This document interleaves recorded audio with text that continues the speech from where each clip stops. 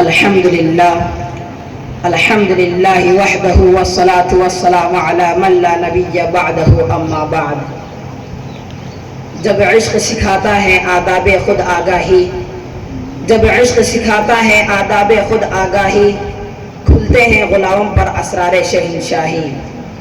عطار ہو رومی ہو رازی ہو غزالی، عطار ہو رومی ہو رازی ہو غزالی، کچھ ہاتھ نہیں آتی بے آہ سحرگاہی۔ اے طائر لاہوتی اس رزق سے موت اچھی، اے طائر لاہوتی اس رزق سے موت اچھی، جس رزق سے آتی ہو پرواز میں کوتاہی۔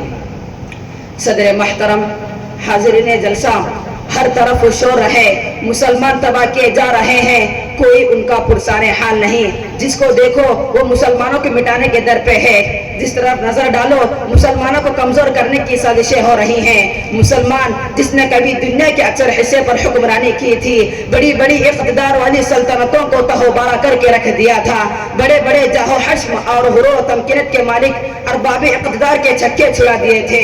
آج وہی مسلمان محکومی کی زندگی گزار رہا ہے، دوسروں کی مدد کا محتاج ہے، دوسروں کی سرپرستی میں جی رہا ہے، کتنے حسرت و افسوس کا مقام ہے۔ حالانکہ مسلمان جس نے دریاؤں اور سمندروں پر حکومت کی، مسلمان جس نے صحرا و بیاباں اپنے زیرگی کیے، مسلمان جس کے حکم کے تابعداری جنگل کے بے زبان جانوروں، مشرق سے مغرب جنوب سے شمال تک اڑتی ہوئی ہواؤں نے کی۔ ہاں آج وہی مسلمان حیران و پریشان، بے بس و بے کس اور لاچار و مجبور نظر آ رہا ہے۔ آخر ایسا کیوں ہوا؟ مسلمانوں کو یہ دن کیوں دیکھنا پڑا؟ کیا اسباب و عوامل ہیں جنہوں نے مسلمانوں کے عروج کو زوال سے، اقتدار کو محکومی سے، عزت و ناموری کو ذلت خاری سے بدل دیا؟ آج میں اسی موضوع کو لے کر آپ کے سامنے آیا ہوں۔ میں مسلمانوں کے اصل مرض کی بھی تشخیص کروں گا اور ان کا علاج بھی بتاؤں گا، مسلمانوں کی موجودہ نکبت و پستی کے اسباب بھی واضح کروں گا اور ان کا حل بھی پیش کروں گا۔ لیکن یاد رکھیں، یہ علاج اور یہ حل میرا وضع کردہ نہ ہوگا، قرآن و حدیث کا بتایا ہوگا، مالک کائنات اور اس کے حبیب صلی اللہ علیہ وسلم کے فرمودات و ہدایت کے روشنی میں ہوگا۔ اوروں کا ہے پیام اور میرا پیام اور ہے، اوروں کا ہے پیام اور میرا پیام اور ہے، عشق کے درد مند کا طرز کلام اور ہے۔ بزرگوں اور دوستوں، آج ہم کو اپنے اندر تبدیلی پیدا کرنے کی ضرورت ہے، اپنے آپ کو بدلنے کی ضرورت ہے، اتنا بدلنے کی ضرورت ہے ہمارے ساتھ ہمارا ماحول بدل جائے، ہماری حالت بدل جائے، ایک نئی دنیا ہو، نئی فضا ہو، نئی آب و ہوا ہو۔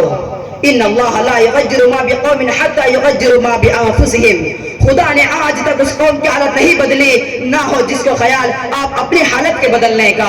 ہماری زندگیوں میں ایسا انقلاب رونما ہو جائے جو گردش وقت کو پھیر دے، حالات کے رخ کو موڑ دے، تاریخ کا دار جو غیروں کے سمت بہ رہا ہے اس کا بہاؤ ہماری طرف ہو جائے، ہماری گائے نہ پلٹے، دنیا کی گائے پلٹ جائے۔ پھر جانتے ہیں اب کیا ہوگا؟ یہ دنیا اور دنیا کی اقتدار مسلمانوں کے زیر نگی ہوگا، یہ کائنات اور کائنات کی نرنگیاں مسلمانوں کے تابع فرمان ہوگی، حکومت اور حکمرانی، سلطنت اور سلطانیں مسلمانوں کے جاگیر ہوگی۔ مسلمانوں کا قافلہ رشد و ہدایت اور کاروانہ علم و حکمت اسلاف کے تابندہ نقوش سے رہنمائی حاصل کرتا ہوا منزل بہ منزل کامیابیوں اور کامرانی کی طرف بڑھتا جائے گا۔ آج مسلمانوں کو اپنے صفوں میں اتحاد پیدا کرنے کی ضرورت ہے، اختلافات کو مٹانے اور آپسی بھید بھاؤ کو ختم کرنے کی ضرورت ہے، ایک دوسرے کے دکھ درد میں شریک ہونے اور ایک دوسرے کے ساتھ سچی اور ہمدردی بہی خواہی کی ضرورت ہے۔ رشتہ ناطے کے تفریق، عصبیت اور فرقہ بندی کی زنجیروں اور بندشوں کو توڑ پھینکنے کی ضرورت ہے۔ اس کے بعد اللہ کی رسی کو مضبوطی سے پکڑ لینے کی ضرورت ہے۔ وَاعْتَصِمُوا بِحَبْلِ اللَّهِ جَمِيعًا وَلَا تَفَرَّقُوا۔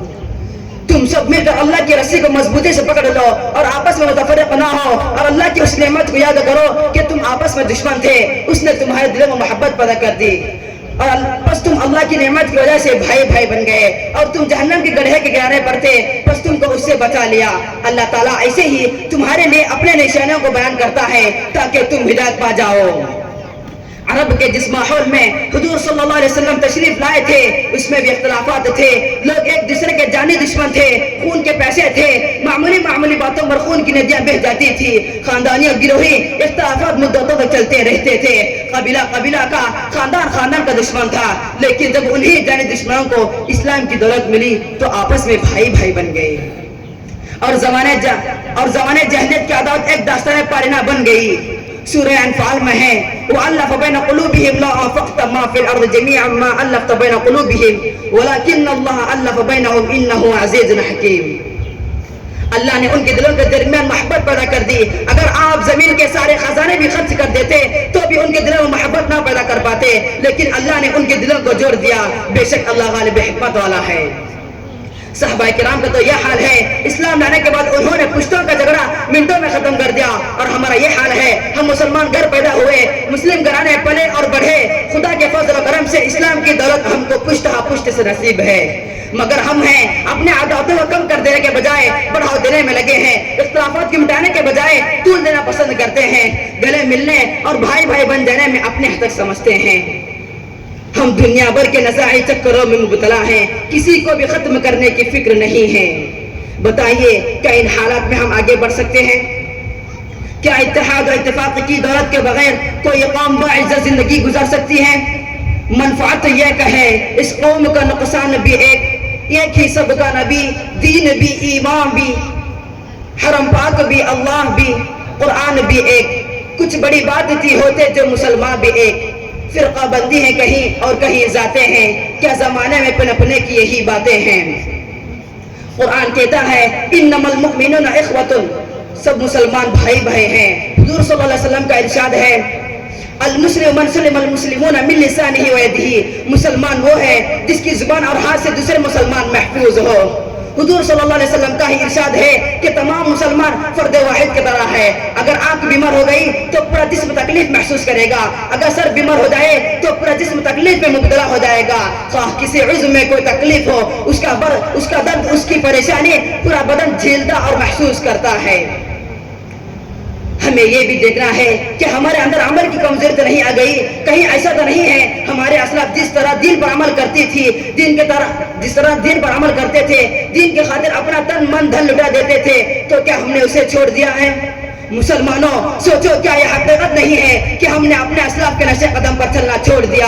ہمارا اعمال نامہ عمل صالح کی دولت سے مالا مال نہیں، ہم اللہ کے نہیں بنے، اس لیے اللہ بھی ہمارا مددگار نہیں، ہم نے غیروں کی وثاقت اپنا لی، غیروں کے تمدن اختیار کر لیا، غیروں کے طرح طریقے پسند کر لیے، اس لیے ہمارا یہ حال ہے جو ہم اور آپ دیکھ رہے ہیں۔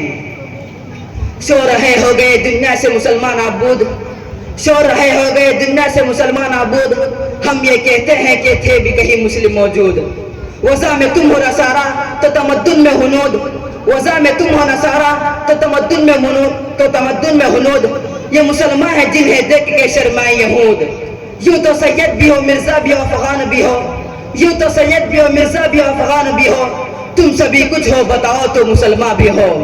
حالانکہ اگر ہم دین پر چلیں تو اللہ کا وعدہ ہے کہ وہ ہمیں کامیابی اور کامرانی کا عطا فرمائے گا، ہمیں فوز و فلاح سے ہمکنار کرے گا، دنیا اور آخرت دونوں جگہ سرخ روئی نصیب فرمائے گا، مگر شرط یہ ہے کہ ہم ایمان والے بنے رہیں، یعنی صرف زبانی دعویٰ نہ ہو بلکہ ایمان کا تقاضا پر بھی عمل کرنے والے ہوں۔ اللہ کی دین کی مدد کرے تاکہ اللہ بھی ہمارا حامی مددگار ہو جائے۔ دوستو، قرآن ہمیں پکار رہا ہے، ہوش پر آواز ہو جاؤ۔ قرآن کہتا ہے ان تنصروا اللہ ینصرکم ویثبت اقدامکم، اگر تم اللہ کی دین کی مدد کرو گے تو اللہ تمہاری مدد کرے گا اور دشمنوں کے مقابلے میں تمہارے قدموں کو جما دے گا۔ قرآن دوسری جگہ کہتا ہے وَلَا تَهِنُوا وَلَا تَحْزَنُوا وَأَنْتُمُ الْأَعْلَوْنَ إِن كُنتُم مُؤْمِنِينَ، پست ہمت نہ بنو اور غم نہ کرو، تم ہی سر بلند رہو گے اگر تم مومن رہے۔ حاضرین مجلس، ذرا غور کیجئے اور دیکھیے ہمارے نبی محمد صلی اللہ علیہ وسلم آج کے مسلمانوں کا نقشہ کس طرح کھینچا ہے۔ حضور صلی اللہ علیہ وسلم کے ارشاد کو سنیے اور سوچئے کہ آج وہی حالات نہیں ہیں جن کی 1400 سال پہلے حضور صلی اللہ علیہ وسلم نے ارشاد فرمایا تھا۔ رسول خدا صلی اللہ علیہ وسلم نے فرمایا مسلمانوں پر ایک زمانہ ایسا آئے گا کہ غیر قومیں مسلمانوں کو مٹانے کے لیے اسی طرح ایک دوسرے کو بلائیں گی جس طرح کھانے والا اپنے برتن اور دشت کی طرف لوگوں کو بلاتا ہے، گویا کہ مسلمانوں کو لقمہ تر سمجھ کر انہیں ختم کرنے کی کوشش کی جائے گی۔ صحابہ کرام نے عرض کیا اے اللہ کے رسول صلی اللہ علیہ وسلم ومن قلت نحن یومئذ، شاید اس وقت ہماری تعداد کم ہوگی۔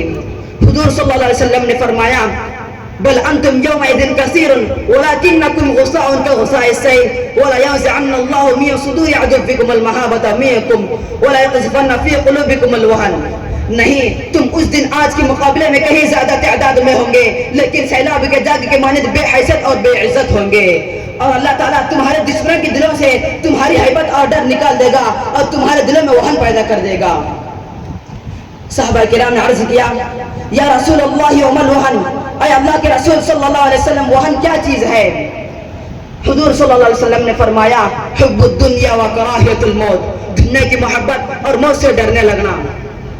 یعنی اس وقت مسلمان دنیا کی محبت میں مبتلا ہوں گے اور موت سے ڈرنے لگیں گے، جس کی وجہ سے ساری قومیں مسلمانوں کے خلاف متحد ہو جائیں گی اور مسلمانوں کو مٹانے کی کوشش کریں گی۔ اسی لیے ضروری ہے کہ ہم سب متحد ہوں اور قرآن و حدیث پر عمل کرنے کی کوشش کریں۔ میں اس شعر کے ساتھ اپنی تقریر مکمل کرنا چاہتا ہوں۔